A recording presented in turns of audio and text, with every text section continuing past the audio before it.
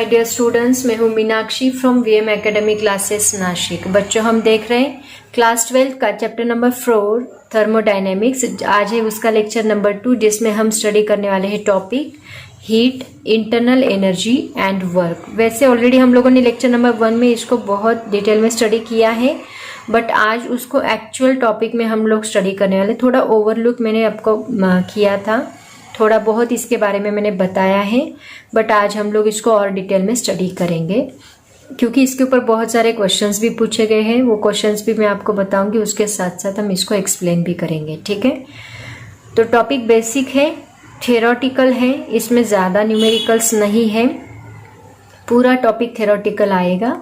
Internal energy क्या होती है, थर्मोडायनेमिक सिस्टम क्या होता है, वर्क डन क्या होता है, ये सभी चीज़ें हम लोग यहाँ पे स्टडी करने वाले हैं और टॉपिक इजी भी है।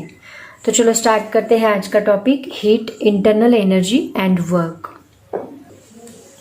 देखो बच्चों, कल के लेक्चर में हम लोगों ने स्टडी किया लेक्चर नंबर 1 में कि दो बॉडीज होती है। Suppose this is hot body and this is cold body. तो ये दो बॉडीज जब कांटेक्ट में आती है तो इनका हीट ट्रांसफर होता है। मतलब अगर ये बॉडी का टेम्परेचर हाई है और ये बॉडी का टेम्परेचर लो है, तो यहाँ पे हीट ट्रांसफर होगी। कहाँ से कहाँ ट्रांसफर होगी? From higher temperature to lower temperature, ऐसे हीट ट्रांसफर होगी। ये हम लोगों ने स्टडी किया, लेकिन ये क्यों होता है ये हमने स्टडी नहीं किया डिटेल में। वैसे मैंने आपको थोड़ा बहुत बताया था, बट डिटेल में हमने इसके बारे में स्टडी नहीं किया। ये हमने फर्स्ट लेक्चर में स्टडी किया। उसके बाद और कुछ चीज़ें मैंने आपको बताई। जब हम लोग अपने दोनों हाथ रब करते हैं तो वहाँ पे हीट जनरेट होती है, या फिर ऑटोमोबाइल इंजन जब स्टार्ट करते हैं तो कुछ देर के बाद वहाँ पे हीट जनरेट होती है। तो ऐसा क्यों होता है? कोई ड्रिल करता है तो होल ड्रिल कर रहा है तो वहाँ पे हीट जनरेट होती है। ये सभी हमने स्टडी किया, बट वहाँ पे हीट जनरेट कैसे हुई और हीट ट्रांसफर कैसे होती है ये डिटेल में हमने स्टडी नहीं किया।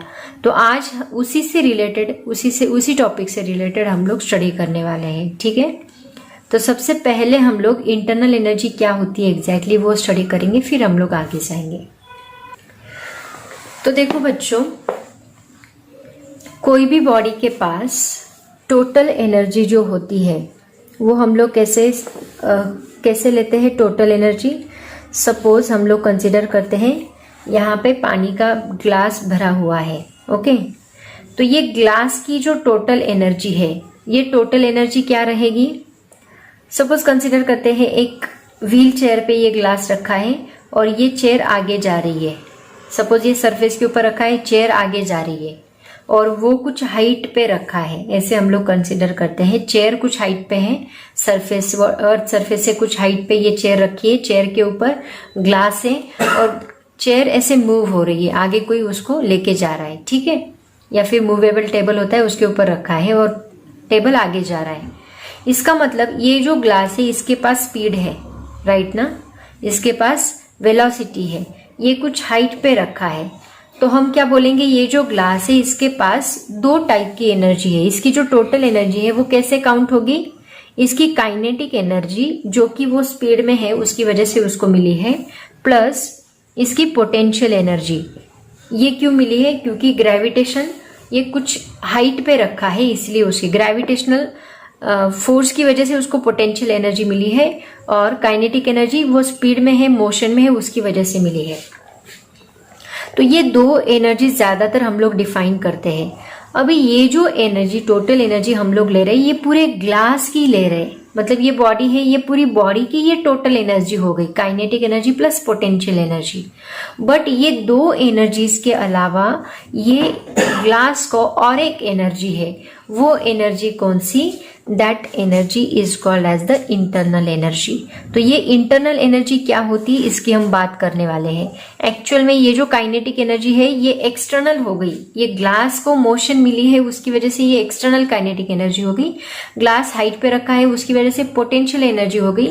बट ये ग्लास के अंदर जो मॉलिक्यूल्स है, इसके अंदर जो मॉलिक्यूल्स है, ये मॉलिक्यूल्स की उनकी अलग एनर्जी है, उसको हम कहते हैं इंटरनल एनर्जी।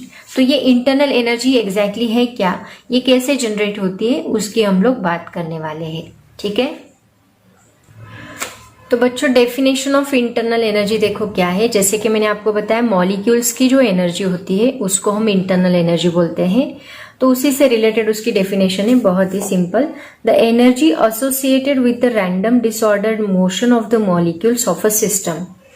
यहाँ पे सिस्टम मतलब हमने ग्लास कंसिडर किया था, तो ग्लास एक सिस्टम हो गया। सिस्टम क्या है इसको डिटेल में हम लोग स्टडी करेंगे। तो ग्लास के जो मॉलिक्यूल्स है एट अ गिवन टेम्परेचर, ये मॉलिक्यूल्स रैंडम मोशन में है, मतलब ये मॉलिक्यूल यहाँ से वहां घूम रहा है due to at a given temperature मिलने की वजह से उसको एक एनर्जी मिलती है और उस एनर्जी में वो इधर उधर घूम रहा है। तो उसकी जो ये रैंडम डिसऑर्डर मोशन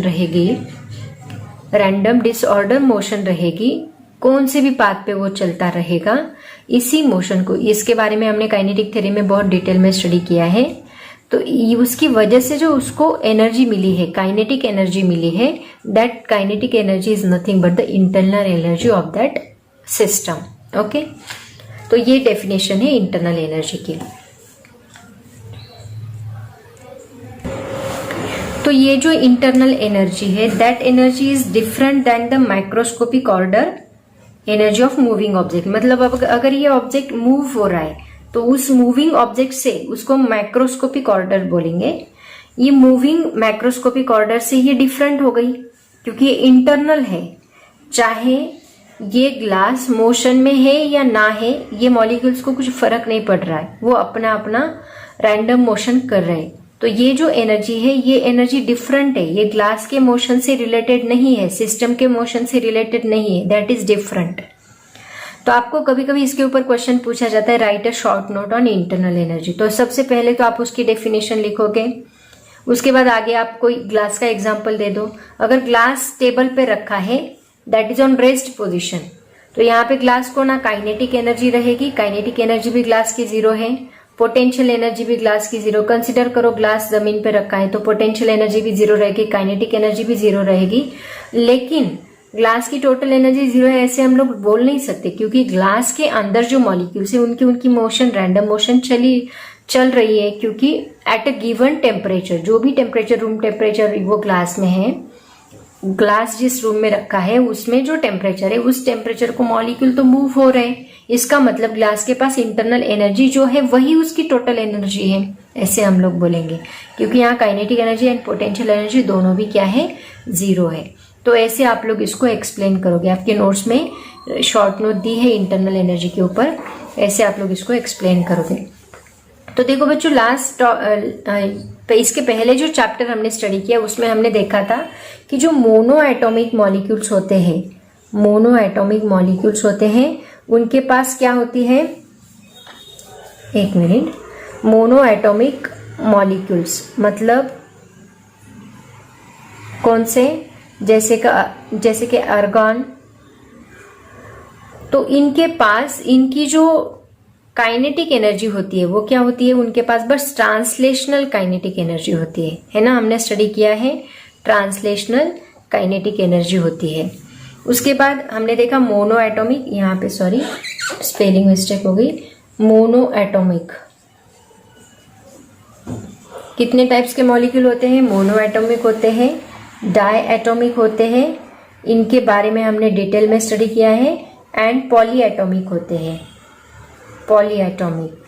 तो मोनो एटॉमिक मॉलिक्यूल्स जो होते हैं उनके पास ट्रांसलेशनल काइनेटिक एनर्जी होती है, डाई एटॉमिक जो होते हैं उनके पास ट्रांसलेशनल काइनेटिक एनर्जी भी होती है प्लस रोटेशनल काइनेटिक एनर्जी भी होती है, राइट ना, क्योंकि वो ट्रांसलेट भी करते हैं, रोटेट भी करते हैं। इसके लिए आप डिग्री ऑफ फ्रीडम का जो लेक्चर है काइनेटिक थ्योरी ऑफ गैसेस में, वो डिटेल में देखो।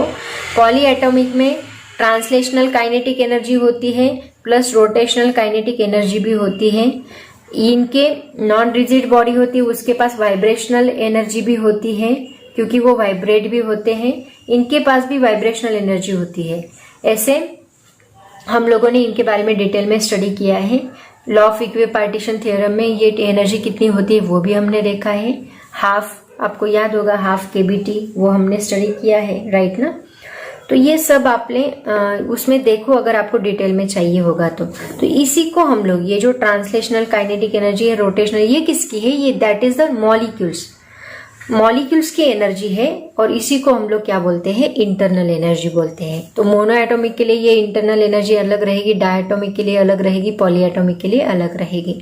इसको अगर आपको डिटेल में स्टडी करना है तो उसके लिए आप डिग्री ऑफ फ्रीडम का लेक्चर देखो, काइनेटिक थ्योरी ऑफ गैसेस का।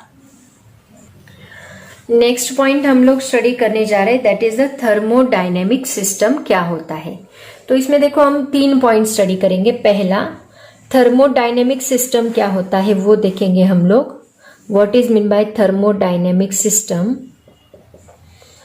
सेकेंड पॉइंट हम लोग देखेंगे बाउंड्री क्या होती है, what is mean by boundary. यहाँ पे अलग अलग वर्ड हम लोग यूज करने वाले हैं तो वो आपको पता होनी चाहिए।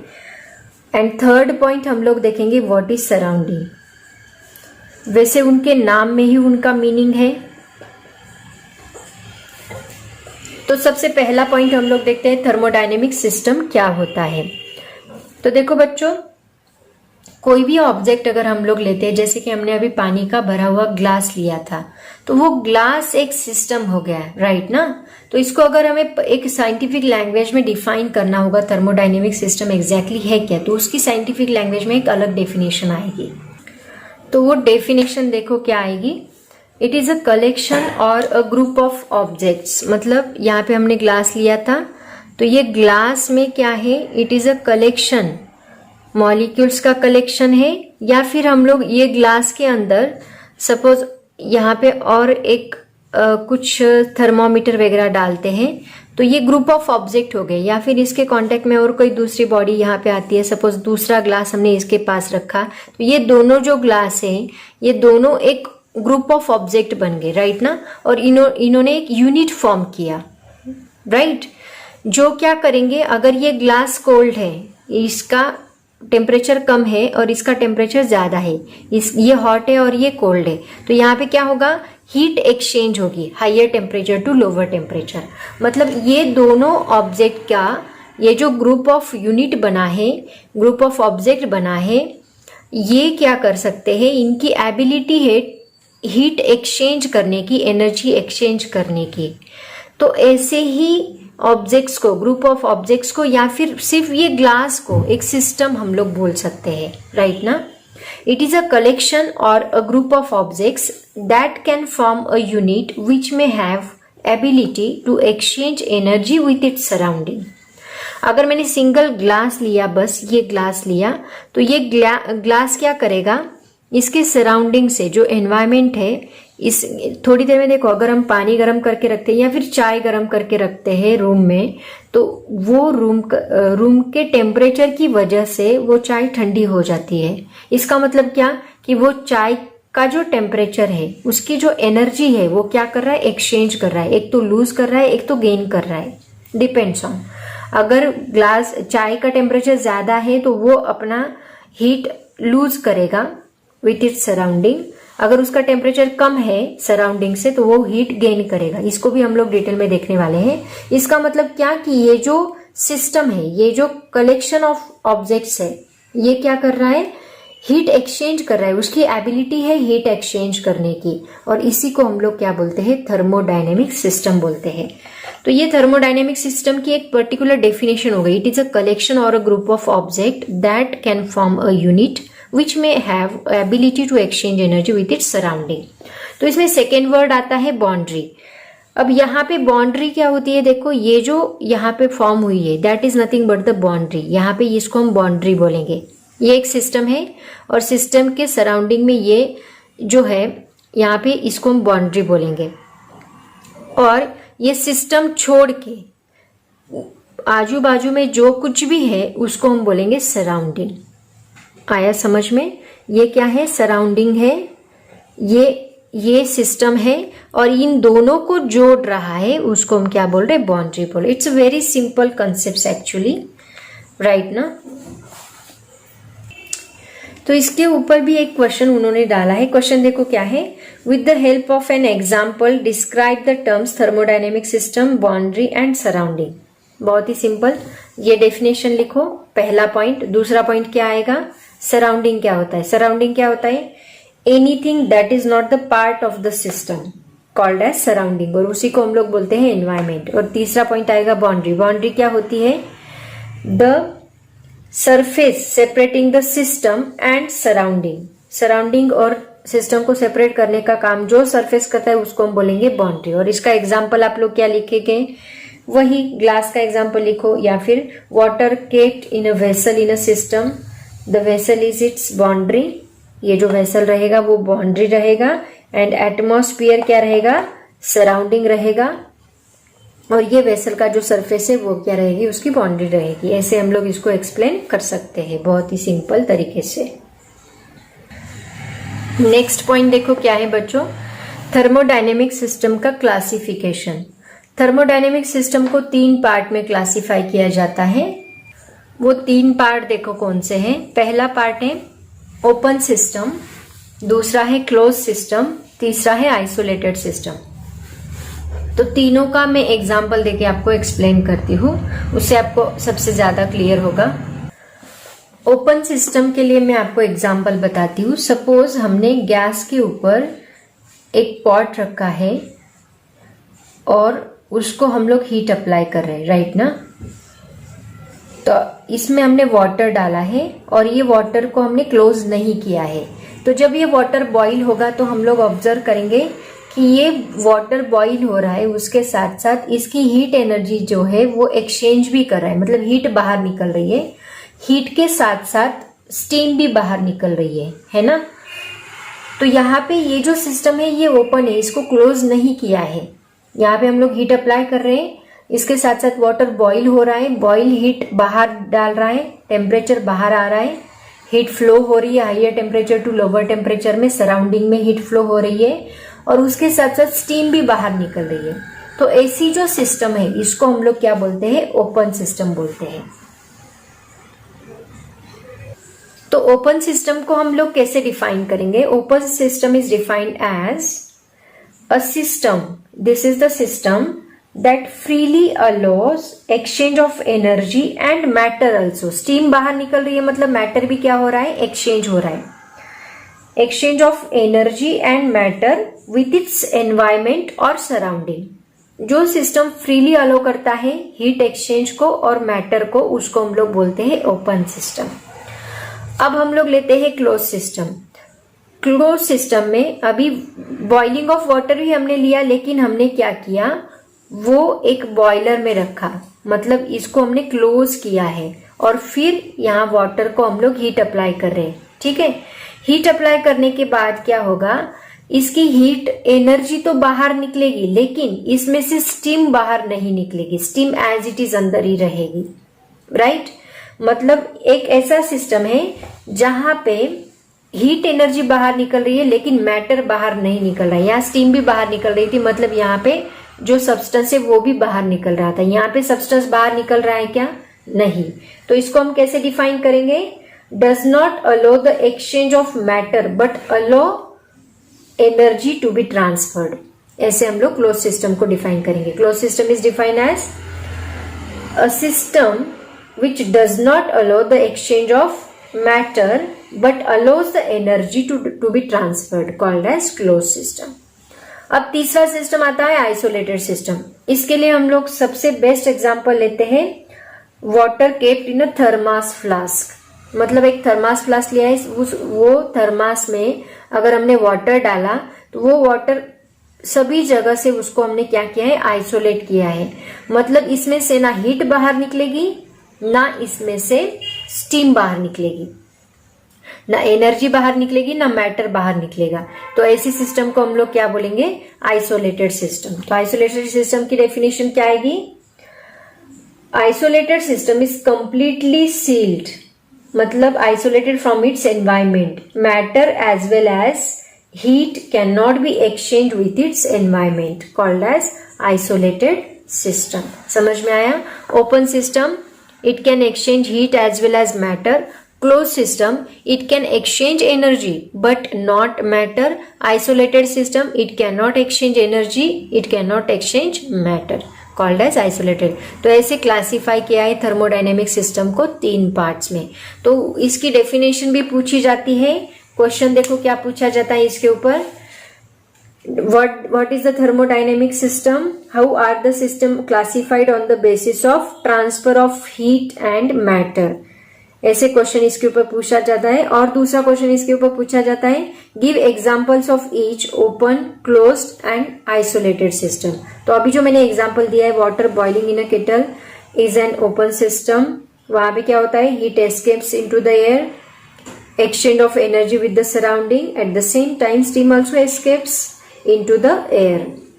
Closed system में एग्जाम्पल आएगा water boiling in a boiler, ये जो वाला ये एग्जाम्पल हम ले सकते हैं। Close system, it allows heat energy to be transferred from the source of heat. Similarly, but it cannot exchange the steam, it cannot allow the steam to be escaped.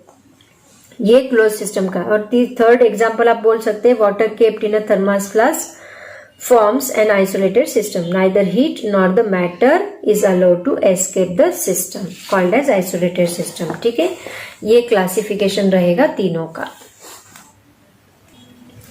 उसके बाद देखो और एक क्वेश्चन इसके ऊपर पूछा जाता है। क्वेश्चन देखो क्या है, explain the flow of energy between the system and its environment with the help of neat diagram for following conditions। Conditions देखो क्या है। सबसे पहली कंडीशन है, temperature of the system is less than that of the environment. Second condition है, temperature of the system is more than that of the environment. And third system में both are in thermal equilibrium. ठीक है, तो तीनों condition हम लोग देखते हैं। सबसे पहली कंडीशन हम लोग देखते हैं, temperature of the system is less than that of the environment. तो सपोज कंसिडर करते हैं ये पहला सिस्टम, ये पहले सिस्टम में हम लोग ये सिस्टम का टेम्परेचर जो है वो Ts से कंसिडर करेंगे। ये बाहर का एनवायरमेंट रहेगा, एनवायरमेंट का कंसिडर हम लोग TE से कंसिडर करेंगे। ठीक है, Ts इज द कंसिडर। यहाँ पे आप एक्सप्लेन कैसे करोगे, consider a system with temperature Ts is capped in an environment of temperature TE। यहाँ पे Q हम लोग हीट कंसिडर करेंगे, Q be the energy transfer between the system and the environment. जो एनर्जी यहाँ पे ट्रांसफर हो रही है वो Q हम लोग कंसिडर करेंगे। अब पहले उन्होंने क्या बोला है, temperature of the system is less than that of the environment. मतलब इसका टेम्परेचर कम है और इसका टेम्परेचर ज्यादा है। हीट कहाँ से कहाँ फ्लो होगी बोलो, टेम्परेचर लो और टेम्परेचर हाई। हीट कहाँ से कहाँ फ्लो होती है, higher temperature to lower temperature. मतलब यहाँ पे हीट ऐसे फ्लो होगी, राइट ना। When the temperature of the system is less than that of the environment, that means the energy flows into the system, right. Energy कहाँ flow होगी, into the system. यहाँ पे जो हीट एनर्जी रहेगी वो हम लोग ग्रेटर देन 0 लेंगे, मतलब हीट एनर्जी हम लोग पॉजिटिव लेंगे, क्योंकि यहाँ पे ये जो सिस्टम है वो हीट एनर्जी गेन कर रही है। और जहां पे हीट एनर्जी गेन होती है वहां पे हम लोग हीट पॉजिटिव लेते हैं, Q को पॉजिटिव लेते हैं। जहां पे एनर्जी लूज होती है वहां Q निगेटिव होता है, मतलब लेस देन 0 होता है। समझ में आया। तो ये पहला पॉइंट हम लोग ऐसे एक्सप्लेन करेंगे। सेकेंड पॉइंट में देखो क्या होगा। सेकेंड पॉइंट में यहाँ पे उन्होंने बोला है कि सिस्टम का टेम्परेचर ज्यादा है और एनवायरमेंट का टेम्परेचर कम है। तो सेकेंड पॉइंट में आप लोग क्या बोलोगे, when Ts is less then, नहीं यहाँ पे ग्रेटर देन बोला है, इसका टेम्परेचर ज्यादा है। When Ts is greater than TE then the system loses energy. बराबर, यहाँ पे सिस्टम कहाँ अभी एनर्जी फ्लो होगी, higher temperature to lower temperature. मतलब सिस्टम क्या करेगी, एनर्जी लूज करेगी। जब सिस्टम एनर्जी लूज करती है तो जो एनर्जी होती है दैट इज लेस देन 0, और वहां पे एनर्जी हम लोग क्या लेते हैं, निगेटिव लेते हैं। समझ में आया। जब Ts is greater than TE रहेगा तो एनर्जी निगेटिव रहेगी, और जब Ts is less then TE रहेगा तो एनर्जी पॉजिटिव रहेगी। ठीक है, ये दोनों कंडीशन, ये पहली कंडीशन, ये सेकेंड कंडीशन। अब तीसरी कंडीशन उन्होंने क्या बोली है, तीसरी कंडीशन में उन्होंने बोला है कि TSB और TE ये दोनों क्या है, इक्वल है। तो ये दोनों जब इक्वल रहेंगे तो यहाँ पे हमें जो एनर्जी मिलेगी दैट एनर्जी ना लूज होगी ना गेन होगी, तो वो energy that is equal to 0 हमें मिलेगी।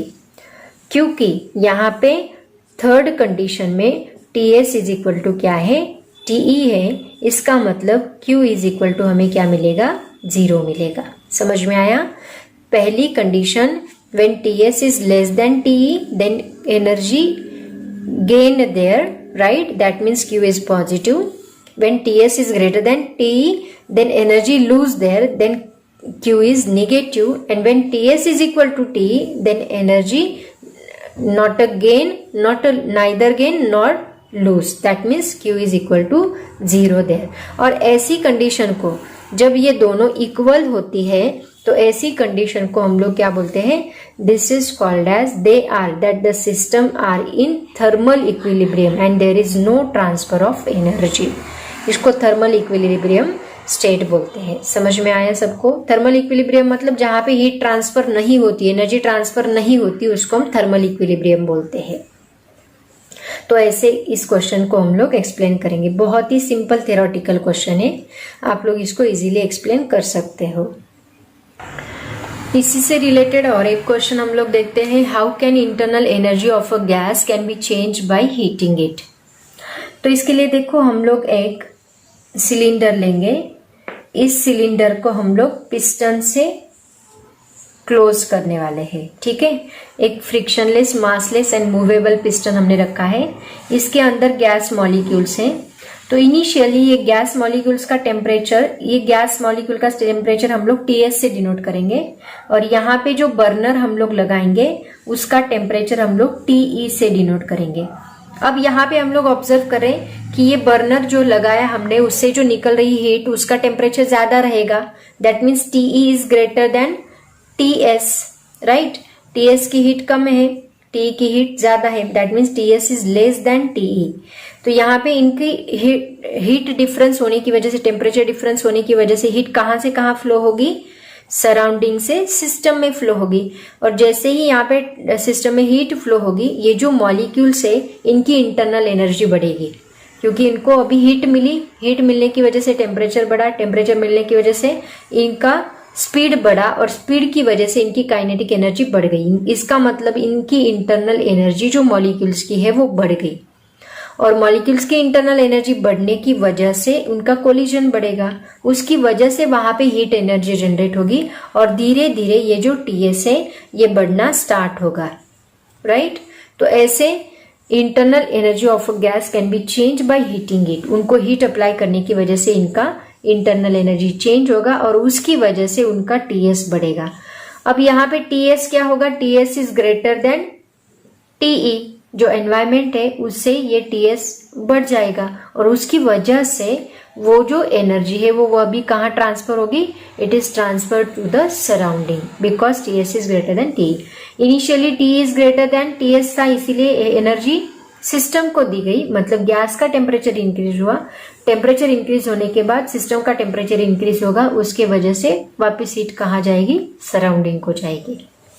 ऐसे internal energy of a gas change होती है बाय हीटिंग इट। ये भी क्वेश्चन पूछा जाता है। उसके बाद देखो बच्चों, नेक्स्ट पॉइंट हम लोग स्टडी करने जा रहे हैं, change in internal energy of a gas by doing work. मतलब क्या, देखो अभी तक जो हम लोग इंटरनल एनर्जी चेंज कर रहे थे वो हीट अप्लाई करने के बाद चेंज हो रही थी, टेम्परेचर इंक्रीज डिक्रीज हो रहा था, एक तो गेन कर रहे थे, एक तो लूज कर रहे थे। अब वर्क करने के बाद, वर्क मतलब एग्जैक्टली हम लोग क्या करने वाले हैं, हमने यहाँ पे एक सिलेंडर लिया है, इसको हम हीट अप्लाई नहीं करेंगे, फिर भी इसकी इंटरनल एनर्जी चेंज होगी, मतलब यहाँ पे टेम्परेचर चेंज होगा। तो इसको हम लोग पिस्टन लगाने वाले हैं। तो ये पिस्टन जो है इसको हम लोग मूव करेंगे, यहाँ पे मॉलिक्यूल्स है बहुत सारे। तो इनिशियली हम लोग क्या करेंगे, ये पिस्टन को हम लोग प्रेस करेंगे, ओके। मतलब इसका डिस्टेंस हमने चेंज किया। जैसे ही हमने पिस्टन को प्रेस किया, मतलब यहाँ से फोर्स अप्लाई हुआ, तो फोर्स अप्लाई होने के बाद डिस्प्लेसमेंट चेंज हुआ, मतलब work is done here. Work done का फॉर्मूला क्या है, फोर्स इंटू डिस्प्लेसमेंट। तो यहाँ पे फोर्स अप्लाई हुआ, डिस्प्लेसमेंट चेंज हुआ, पिस्टन नीचे आएगा। पिस्टन नीचे आने की वजह से, सपोज पिस्टन यहाँ तक आया, नीचे आने की वजह से ये जो मॉलिक्यूल्स है ये कंप्रेस होंगे। मतलब ये कंप्रेस होने के बाद यहाँ पे जो पिस्टन ने वर्क किया है वो पिस्टन का वर्क किसको मिलेगा, ये जो मॉलिक्यूल्स है इनको मिलेगा। इन्होंने क्या की, मॉलिक्यूल्स ने एनर्जी गेन की। यहाँ पे मॉलिक्यूल्स क्या कर रहे हैं, एनर्जी गेन करने का काम कर रहे हैं, मतलब गैस ने एनर्जी क्या की, गेन की। इसका मतलब क्यू क्या होगा, अभी पॉजिटिव होगा। गैस ने एनर्जी गेन की क्योंकि वॉल्यूम कम हुआ, वॉल्यूम डिक्रीज हुआ, उसकी वजह से वर्क इज डन हियर। तो यहाँ पे वर्क डन हुआ, doing work, piston doing work, that's why internal energy change their, right ना। तो अभी कोलिजन बढ़ेगा ये गैस मॉलिक्यूल्स का, उसकी वजह से टेम्परेचर इंक्रीज होगा, राइट ना। यहाँ पे टेम्परेचर इंक्रीज होगा, लेकिन अगर हमने अपोजिट किया, सपोज आपने ये पिस्टन लूज किया, मतलब पिस्टन को आपने इस डायरेक्शन में फोर्स लगाया, अभी डिस्प्लेसमेंट चेंज होगा, मतलब इस डायरेक्शन में पिस्टन मूव होगा, मतलब गैस अभी क्या होगा, एक्सपांड होगा। और वहां पे गैस एक्सपांड होने के बाद उसकी गैस की जो एनर्जी है, वर्क अगेन डन, गैस की जो एनर्जी है वो क्या करेगा, एनवायरमेंट को लूज करेगा। मतलब यहाँ पे अपोजिट केस होगा, यहाँ पे एनर्जी क्या होगी, लूज होगी। पहली केस जब हमने पिस्टन प्रेस किया तो वहां पे एनर्जी गेन की गैस ने, जब हमने पिस्टन लूज किया तो गैस ने एनर्जी लूज की। इसका मतलब गैस एक्सपांड हुआ, ऐसे उसका मीनिंग है, ठीक है। तो ऐसे यहाँ पे इंटरनल एनर्जी चेंज होती है बाय डूइंग वर्क। तो इसको भी आप लोग एक्सप्लेन कर सकते हैं। ये सभी आपके नोट्स में ऑलरेडी एक्सप्लेन किए हैं, सभी क्वेश्चंस वहां पे उन्होंने दिए हैं, डिटेल में एक्सप्लेन किए हैं। So don't worry about this, ये पूरा थ्योरेटिकल पार्ट है और आपको रीडिंग करने से भी समझ में आ जाएगा। तो यहाँ पे देखो बच्चों, यहाँ पे और एक न्यू कॉन्सेप्ट आपको पता होनी चाहिए, इसके ऊपर भी क्वेश्चन पूछा है, क्योंकि वो न्यू कॉन्सेप्ट क्या है, mechanical equivalent of heat. Mechanical equivalent of heat, तो ये क्या है, देखो ये क्या होता है, यहाँ पे जो हम लोग वर्क डन कर रहे हैं इसको हम मैकेनिकल, पिस्टन ऊपर नीचे करना, इसको हम क्या बोलते हैं, मैकेनिकल वर्क बोलते हैं। और ये पिस्टन ऊपर नीचे करने की वजह से यहाँ टेम्परेचर चेंज हो रहा है, मतलब हीट चेंज हो रही है, राइट ना, हीट प्रोड्यूस्ड हो रही है, इसको हम बोलते हैं मैकेनिकल वर्क। तो ये मैकेनिकल वर्क जो है, that mechanical work is equal to heat produced. ये जो पिस्टन हम लोग ऊपर नीचे कर रहे हैं, ये मतलब ये एनर्जी और हीट एनर्जी जो प्रोड्यूस्ड हो रही है वो, ये दोनों क्या होते हैं, इक्वल होते हैं। आप जितना ज्यादा वर्क करोगे, मतलब जितना ज्यादा प्रेशर अप्लाई करोगे, उतनी ज्यादा हीट जनरेट होगी। तो work done and heat energy, this both are equal here. ये दोनों क्या होते हैं, इक्वल होते हैं, डायरेक्टली प्रोपोर्शनल होते हैं, ऐसे हम लोग बोल सकते हैं। तो यहाँ पे जो कांस्टेंट रहेगा, work is equal to constant into heat energy, constant into heat. Heat हम किससे डिनोट करेंगे, that is denoted by H. तो ये जो कांस्टेंट है यहाँ पे लिया जाता है, that constant is nothing but the J, J into H. और ये जे को हम लोग क्या बोलते हैं, this J is called as the Joule's constant, या फिर इसको बोला जाता है मैकेनिकल इक्विवेलेंट ऑफ हीट। इसको जूल्स कांस्टेंट भी बोला जाता है, और इसका दूसरा नाम क्या है, मैकेनिकल इक्विवेलेंट ऑफ हीट, ऐसे इसको बोला जाता है। समझ में आया सबको। तो इसके ऊपर भी शॉर्ट नोट पूछा जाता है, write a short note on mechanical equivalent of heat. तो आपको पता होना चाहिए, it has been observe that when mechanical work is done here, मतलब ये जो हम पिस्टन ऊपर नीचे करें इसको मैकेनिकल वर्क बोलेंगे, that is nothing but that is equal to heat produce or heat energy produced while doing that work are equivalent, and this equivalent is the mechanical equivalent. That means mechanical work is equal to constant into heat, so W is equal to J into H here, and that J is called as a mechanical equivalent of heat. Okay, ऐसे इसको explain करना है। उसके बाद देखो बच्चों, आपके book के पेज नंबर 80 पे यूज योर ब्रेन पावर, वहां पे उन्होंने एक क्वेश्चन डाला है, Why is there a change in the energy of a gas when its volume changes? तो अभी अभी हमने बताया, अभी अभी आपको एग्जाम्पल दिया कि यहाँ पे गैस है, गैस भरा हुआ है, उस पिस्टन अगर आप लोग ऊपर नीचे करें, मतलब गैस का वॉल्यूम क्या हो रहा है, चेंज हो रहा है। अगर गैस का वॉल्यूम चेंज हो रहा है तो वहां पे गैस कंप्रेस हो रहा है, एक तो गैस उसकी एनर्जी लूज कर रहा है या फिर एनर्जी गेन कर रहा है, उसकी वजह से वहां पे हीट जनरेट हो रही है, मतलब एनर्जी चेंज हो रही है। एक तो एनर्जी जनरेट हो रही है, एक तो एनर्जी लूज हो रही है, इसका मतलब एनर्जी चेंज हो रही है। तो इसका आंसर आप लोग कैसे लिखोगे, internal energy of a gas can be change either by heating it और doing some work on it. When the gas is compressed, मतलब आप लोग पिस्टन नीचे लाओगे तो गैस क्या होगा, कंप्रेस्ड होगा. When the gas is compressed its volume decreases and some work is done on the gas. Similarly when the gas is expand, मतलब पिस्टन आप ऊपर लेके जाओगे तो गैस एक्सपांड होगा, देन इट्स वॉल्यूम इंक्रीजेस. ऊपर जाएगा तो वॉल्यूम क्या होगा, इंक्रीज होगा and the gas does the work on the environment, energy lose करेगा. Thus during change of volume work is done either on the gas by the gas, right. एक तो gas के ऊपर एनर्जी गेन होगी या फिर gas lose करेगा, मतलब work is done here, right ना. This allows the change in internal energy of the gas. ऐसे आप लोग इसको एक्सप्लेन कर सकते हैं. ये सभी आंसर्स आपके नोट्स में बहुत डिटेल में दिए हैं, so don't worry about this. आप बस जितना मैंने बोला है, और बहुत ही बेसिक कॉन्सेप्ट है ये, ऑलरेडी आप लोगों ने स्टडी, मतलब कॉमन सेंस है.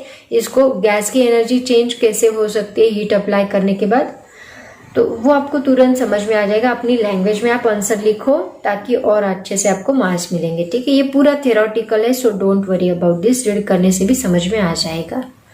तो बच्चों this is the heat, internal energy and work. और इसी से रिलेटेड नेक्स्ट पॉइंट जो है that is the first law of thermodynamic. पहले जीरोथ लॉ ऑफ थर्मोडायनेमिक, फिर फर्स्ट लॉ ऑफ थर्मोडायनेमिक, और उसके बाद आता है सेकेंड लॉ ऑफ थर्मोडायनेमिक. ऐसे टोटल तीनों लॉज के ऊपर ये पूरा चैप्टर डिपेंड है, ठीक है. तो ये सभी चीजें हम लोग यहाँ पे पढ़ने वाले. चैप्टर थोड़ा थ्योरेटिकल है, थोड़ा बोरिंग है, बट समझने में इतना डिफिकल्ट नहीं है, आपको समझ में आ जाएगा. ओके तो बच्चों आज के लिए इतना काफ़ी है. Thank you so much. पढ़ाई करते रहो एंड बाय बाय.